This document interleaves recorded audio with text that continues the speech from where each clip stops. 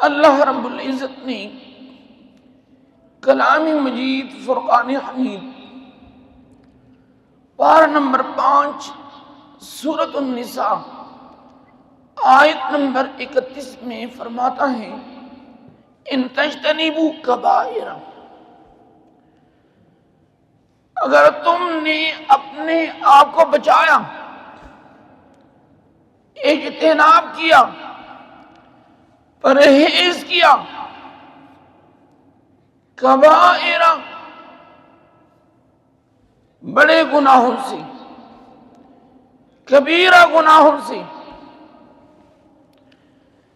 فرمایا نکفر عنکم سیئاتکم،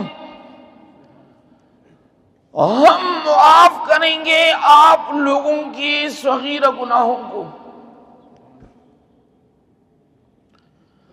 وَنُدْخِلْكُمْ مُدْخَلًا كَرِيمًا، اور تمہیں داخل کرائیں گے کریمہ، عزت والی جو جگہ ہے، مراد اس سے جنت ہے۔ تو اللہ رب العزت نے اس آیات میں ہم سب کو یہ پیغام دیا ہے کہ گناہ دو قسم کے ہیں، ایک ہے بڑے گناہ اور دوسرے نمبر پہ ہیں چھوٹے گناہ۔ تو اللہ رب العزت نے فرمایا کہ اگر تم نے بڑے گناہوں سے اجتناب کیا، پرہیز کیا، اپنے آپ کو بچایا، وجہ یہ ہے کہ شیطان ہمارا دشمن ہے۔ شیطان نے قسم اٹھائی ہے کہ میں لوگوں کو کبیرہ گناہ میں مبتلا کروں گا، چونکہ مقابلہ ہے اور اللہ نے بونس دیا، فری ہینڈ بونس، کہ بڑے گناہوں سے تم اپنے آپ کو بچاؤ، میں تمہاری گناہی صغیرہ کو معاف کروں گا اور تمہیں کرامت، عزت والی جو جگہ ہے، جو جنت ہے، اس میں داخل کراؤں گا۔ تو اس آیت کریمہ کے اوپر ہم نے سوچنا ہے، غور و فکر کرنی ہے کہ اس طرح نہ ہو کہ ہم کبیرہ گناہوں میں مبتلا ہو۔ اور اللہ تبارک و تعالی فرماتے ہیں واللہ یدعو الی الجنت والمغفرۃ باذنہ، الشیطان یعدکم الفقر ویأمرکم بالفحشاء واللہ یعدکم مغفرۃ منہ وفضلہ واللہ واسع علیم۔ اللہ خالق ہیں، کریم ہیں، رازق ہیں، یکتا ہیں، واحد ہیں، لا شریک ہیں، سمیع ہیں، بصیر ہیں، حکیم ہیں، عظیم ذات ہونے کے باوجود بندے کے ساتھ رب کی محبت کا آپ اندازہ لگائیے، اس میں غور و فکر کریں کہ رب کتنا کریم ذات ہے، اور یہ دعوت قیامت تک یہ دعوت ہے، 24 گھنٹے یہ دعوت ہے۔ اللہ نے ہم میں دعوت دیا کہ تم بڑے گناہوں سے اجتناب کرو، میں تمہارے چھوٹے گناہوں کو معاف کروں گا۔ لیکن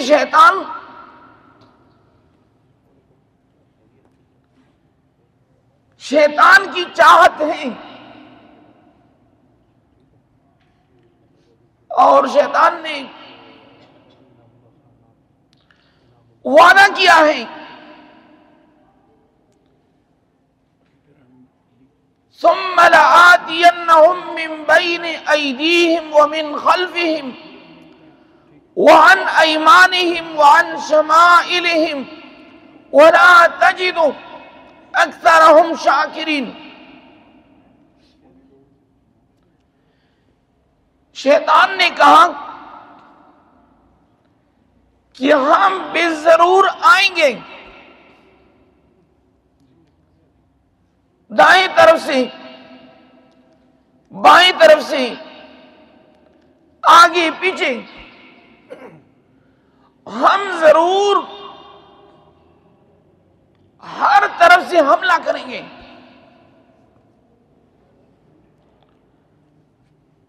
اور آپ شکر گزار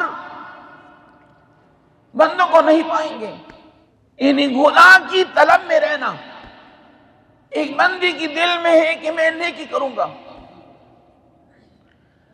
اور 24 گھنٹے ان کی ذہن میں ہوتا ہے کہ میں نے نیکی کرنی ہے۔ دوسرا ایک بندہ ہے کہ وہ کہتا ہے کہ میں نے گناہ کرنی ہے۔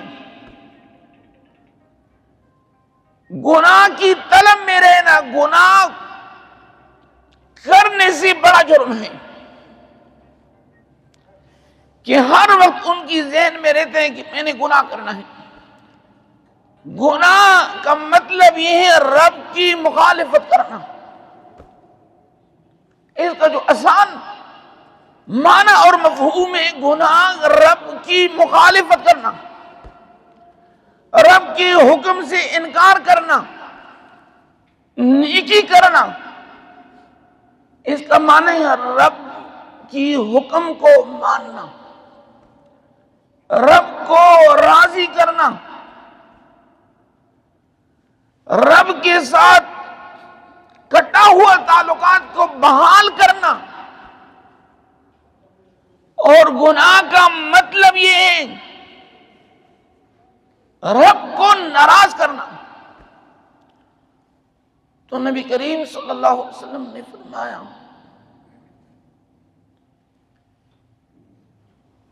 کہ ایک بندہ گناہ کرتا ہے، ایک گناہ کے اوپر خوشی کا اظہار کرتا ہے۔ گناہ تو ایک گناہ ہے، گناہ کے اوپر فخر کرنا، ان کے اوپر کہاں لگانا، یہ گناہ کرنے سے بڑا جرم ہے۔ اور حضور علیہ الصلوۃ والسلام نے فرمایا کہ انسان جب گناہ کرتا ہے تو ان کے فرشتے ان کے ساتھ ہوتے ہیں، کرامن کاتبین یعلمون ما تفعلون۔ تو حضور علیہ الصلوۃ والسلام نے فرمایا کہ فرشتوں سے حیا نہ کرنا۔ بہت اوقات انسان کی دل میں گزرتا ہے کہ یار مجھے تو فرشتے دیکھ رہا ہے، دائیں کندھے والا اور بائیں کندھے والا فرشتے، اس کو کہتے ہیں کرامن۔ کرام کہتے ہیں معزز، کاتب کہتے ہیں لکھنے والے کو، رائٹر، انہیں لکھنے والے معزز فرشتے۔ حضور علیہ الصلوۃ والسلام نے فرمایا کہ اس سے بڑھ کر کون سی گناہ ہے کہ بندے میں اتنی حیا نہیں ہے کہ وہ فرشتے ان کو دیکھ رہا ہے اور وہ گناہ کر رہا ہے۔ فرشتے گناہگار بندے کو دیکھ رہا ہے، اس کے باوجود بھی وہ گناہ میں مصروف ہیں۔ یعنی فرمایا کہ اس سے بڑھ کر کون سی گناہ ہے کہ بندے کے اندر حیا نہیں آتی کہ فرشتے مجھے دیکھ رہا ہے اور پھر بھی میں گناہ کر رہا ہوں۔ اور حضور علیہ الصلوۃ والسلام نے فرمایا کہ اس سے بڑھ کر اللہ فرماتا ہے پارہ نمبر 28، ما یکون من نجوى ثلاثة الا هو رابعهم۔ اللہ رب العزت فرماتے ہیں کہ جہاں پر 4 بندے 3 بندے بیٹھتے ہیں. بولیے کتنے بندے؟ 3 بندوں کی مجلس ہوتی ہے. اللہ رب العزت فرماتا ہے کہ چوتھا وہاں پر میں ہوں. ما یکون من نجوى ثلاثة الا هو رابعهم ولا خمسة الا هو سادسهم. اللہ رب العزت فرماتے ہیں کہ جہاں پر 5 بندے جمع ہوتے ہیں کسی بیٹھ کے اندر، مسجد میں ہو، دکان ہو، دفتر ہو، وَلَا خَمْسَةٍ، خمسہ کہتے 5 کو. بولیے خمسہ کیسے کہتے؟ اللہ فرماتے ہیں کہ جہاں پر 5 بندے جمع ہوتے ہیں، فرمایا کہ وہاں پہ چھٹا میں ہوتا ہوں. اس کا معنی اور مطلب یہ ہے کہ جہاں پر بندہ اکیلے گناہ کرتا ہے، بولیے اللہ فرماتا ہے کہ وہاں پہ دوسرا میں آپ کے ساتھ موجود ہوتا ہوں. انسان کی اس سے بڑی بدبختی کیا ہو سکتی ہے؟ اور سورۃ العلق میں ہے أَلَمْ يَعْلَمْ بِأَنَّ اللَّهَ يَرَى. انسان کو میں نے عقل دیا ہے، دماغ. جب وہ گناہ کرتا ہے تو وہ یہ نہیں سمجھتا کہ رب ان کو دیکھ رہا ہے. رب ان کو دیکھ رہا ہے، اس کے باوجود بھی وہ گناہ میں مصروف ہیں. تو یہ دعوتی فکر ہے. اور رب کی یہ کریمیت ہے، رب بہت زیادہ کریم ہے. اس لیے اللہ تبارک و تعالیٰ فرماتے ہیں واللہ یدعو الی الجنت والمغفرت. رب وہ ذات ہے اللہ کہ بندے کو دعوت دیتا ہے الی الجنت، جنت کی طرف، والمغفرت اور بخشش کی طرف. اللہ کی چاہت یہ ہے کہ جس نے یہ کلمہ پڑھا ہے لا الہ الا اللہ محمد رسول اللہ، رب کی چاہت یہ ہے کہ میں ان کو معاف کر کے انہیں جنت میں داخل کراؤں گا. یہ پارہ نمبر 30 میں ہے، سورہ مطففین. اللہ فرماتے ہیں کلا بل ران علی قلوبہم ما کانوا یکسبون. اور یہاں پر سکتا ہے روایت حفظ میں، کلام مجید میں 4 سکتے ہیں. بولیے کتنے سکتے ہیں؟ ایک وقف ہوتا ہے. وقف کا مطلب یہ ہے کہ سانس اور آواز دونوں بند ہو جائیں قرآن پاک پڑھنے کے وقت. سکتے کا مطلب یہ ہے کہ آواز بند ہو اور سانس جاری ہو. ایک یہ جگہ کلا بل، معمولی آپ 2-3 سیکنڈ خاموشی اختیار کریں پھر آگے سے پڑھنے کے لیے انسان ٹوٹے بغیر. اس آیت کا ترجمہ یہ اللہ تبارک و تعالیٰ فرماتے ہیں کلا بل رانا. ران کہتے ہیں زنگ کو. ران کیسے کہتے ہیں؟ زنگ. اللہ فرماتے ہیں کہ انسان کا جو دل ہے زنگ آلودہ ہو چکا ہے. تو انسان کے دل کو کس طرح زنگ لگتا ہے؟ ہم نے تو سنا ہے کہ لوہے کو زنگ لگتی ہے. ترمذی کی حدیث ہے، ابو ہریرہ رضی اللہ تعالی عنہ فرماتے ہیں نبی کریم صلی اللہ علیہ وسلم نے فرمایا کہ جب انسان گناہ کرتا ہے، بولیے کیا کرتا ہے؟ تو انسان کی دل کے اوپر داغ لگتا ہے، کالا داغ. چونکہ یہ جو حجر اسود ہے نا، حجر اسود، تاریخ میں لکھا ہے کہ یہ حجر ابیض تھا. ابیض کہتے سفید کو. ایک وائٹ ہوتا ہے، ایک بلیک. یہ وائٹ سٹون تھا. یہ سفید پتھر آیا تھا جنتی، انسانوں کی گناہوں کی وجہ سے یہ پتھر کالا ہو گیا، حجر اسود بن گیا۔ نبی علیہ السلام نے فرمایا کہ جب انسان گناہ کرتا ہے تو ان کے دل کے اوپر داغ لگتا ہے۔ کیا لگتا ہے؟ اگر انسان معافی چاہتا ہے، وہ کہتے ہیں استغفر اللہ، الہی مجھے معاف فرمائیں، میری گناہوں کو معاف فرما، تو فوراً وہ جو داغ ہیں وہ دھل جاتی ہیں، ان کا دل صاف ہو جاتا ہے۔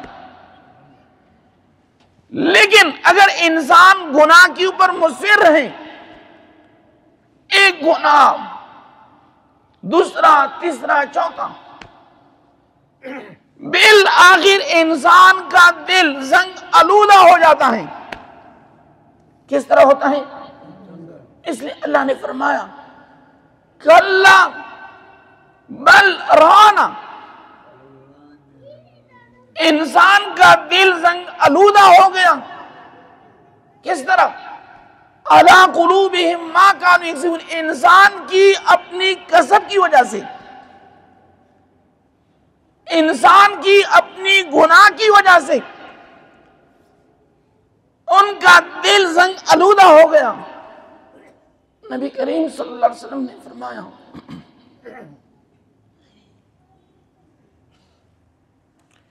پانچ چیزوں کا ذکر فرمایا کہ جس قوم میں تول ہے، ناپ تول، شعیب علیہ السلام کی قوم ناپ تول میں کمی کیا کرتی تھی، اللہ نے ان کو ہلاک کر دیا۔ اور مطففین، وَيْلٌ لِّلْمُطَفِّفِينَ الَّذِينَ إِذَا اكْتَالُوا عَلَى النَّاسِ يَسْتَوْفُونَ، جب مارکیٹ میں جاتے اپنے لیے تولتے ہیں تو پورا تول چاہتے ہیں، چان بین چانٹی کرتے ہیں۔ وَإِذَا كَالُوهُمْ أَوْ وَزَنُوهُمْ يُخْسِرُونَ، خسران کہتے ہیں کمی کو، جب دوسروں کو تولتے ہیں تو کم تولتے ہیں۔ سبزی فروش کو دیکھ لینا، ٹماٹر خراب ٹماٹر، اور ان کی فنکاری ہوتی ہے، اپنی طرف خراب ٹماٹر، ڈسپلے میں خوبصورت ٹماٹر۔ آج یہ صاحبان تو ایک مسئلہ تو نہیں ہوتا، وہ تو ایماندار سادہ لوگ تو یہ کیا کرتے ہیں، وہ کہتے ہیں کہ یہ صحیح ٹماٹر ڈالو، پیسے جو مرضی ہے لو، تو وہ تول وغیرہ سب کچھ ہو جاتا ہے، لیکن جس وقت شاپر دیتے اپنی طرف سے موڑ کے، تو اللہ فرماتا ہے کہ یہی لوگ ہیں۔ اور حضور علیہ السلام نے فرمایا کہ جس قوم کی اندر ناپ تول میں کمی واقع ہوتی ہے، فرمایا کہ وہاں پر مہنگائی آ جاتی، مہنگائی کا طوفان، امیر اور غریب سارے جو ہے نا اس میں ٹینشن میں ہو جاتے ہیں۔ حضور نے فرمایا کہ جس قوم کے اندر ناپ تول میں کمی آ جائیں، وہاں پر پھلوں کی جو ہے نا کمی آ جائے گی، پھل ناپید ہو جائیں گے۔ اور فرمایا کہ اس دھرتی کے اندر مہنگائی کا طوفان آئے گا۔ دوسرے نمبر پر فرمایا کہ جس قوم کے اندر بدعہدی، وعدہ